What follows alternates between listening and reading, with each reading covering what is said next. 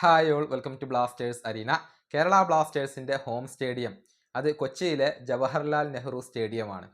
കലൂരിൽ സ്ഥിതി ചെയ്യുന്ന ആ സ്റ്റേഡിയത്തിൽ തന്നെയാണ് കേരള ബ്ലാസ്റ്റേഴ്സ് ഹോം മത്സരങ്ങൾ കളിക്കാറുള്ളത്. എന്നാൽ ആ സ്റ്റേഡിയത്തിൻ്റെ തലവര ഇപ്പോൾ മാറാൻ പോവുകയാണ്.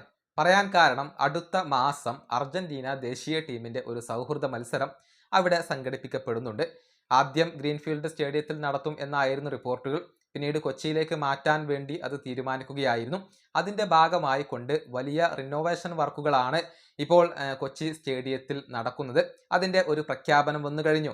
നമുക്കറിയാം, കേരള ഗവൺമെൻറ്റും റിപ്പോർട്ടർ ടിവിയും ഒരുമിച്ച് കൊണ്ടാണ് ഇപ്പോൾ അർജന്റീന ദേശീയ ടീമിനെ ഈ ഒരു കേരളത്തിലേക്ക് കൊണ്ടുവരുന്നത്. ഇതുമായി ബന്ധപ്പെട്ട ഒരു പ്രഖ്യാപനം നടത്തിയിട്ടുള്ളത് റിപ്പോർട്ടർ ടിവിയുടെ MD ആണ്. അദ്ദേഹം പറഞ്ഞിട്ടുള്ളത് 70 കോടി രൂപയുടെ നവീകരണ പ്രവർത്തനങ്ങൾ കൊച്ചി സ്റ്റേഡിയത്തിൽ നടക്കും എന്നാണ്. അതായത് 30 ദിവസത്തിന് ശേഷം മറ്റൊരു കൊച്ചി സ്റ്റേഡിയത്തെ ആയിരിക്കും നിങ്ങൾ കാണുക എന്നാണ് ആൻഡോ അഗസ്റ്റിൻ പറഞ്ഞിട്ടുള്ളത്. റിപ്പോർട്ടർ ടിവിയുടെ MDയുടെ വാക്കുകൾ ഇങ്ങനെയാണ്: കലൂർ സ്റ്റേഡിയം ഇന്റർനാഷണൽ ലെവലിലേക്ക് മാറ്റിയെടുക്കാൻ വേണ്ടി 70 കോടി രൂപയോളമാണ് ചിലവഴിക്കുന്നത്. ഇങ്ങനെ പുതുക്കി പണിതതിന് ശേഷം ഫിഫ മത്സരങ്ങൾ സംഘടിപ്പിക്കാൻ കപ്പാസിറ്റിയുള്ള ഒരു സ്റ്റേഡിയം ആയിക്കൊണ്ട് ഇത് മാറും. ഇന്നു മുതൽ 30 ദിവസത്തേക്ക് ഇവിടെ വർക്കുണ്ടാകും. 30 ദിവസത്തിന് ശേഷം പഴയ കൊച്ചി സ്റ്റേഡിയം ആയിരിക്കില്ല ഇത്. ലോകത്തിലെ ഏറ്റവും മികച്ച ലൈറ്റ് സ്റ്റേഡിയത്തിൽ കൊണ്ടുവരും. എല്ലാ ഏരിയയും ടാർ ചെയ്യും. VIP പവലിയനിൽ മാറ്റം വരുത്തും. എല്ലായിടത്തും മാറ്റങ്ങൾ നടത്തും.